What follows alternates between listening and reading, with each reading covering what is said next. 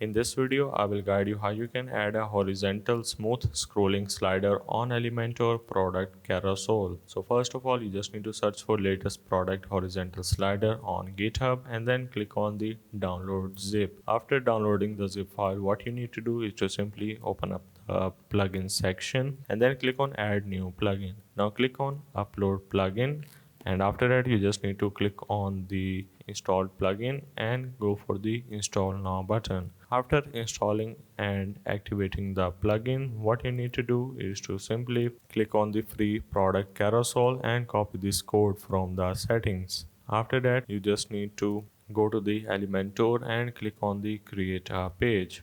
You just need to click on page, and after that you just need to type whatever you want to go with, because this will going to work on the page.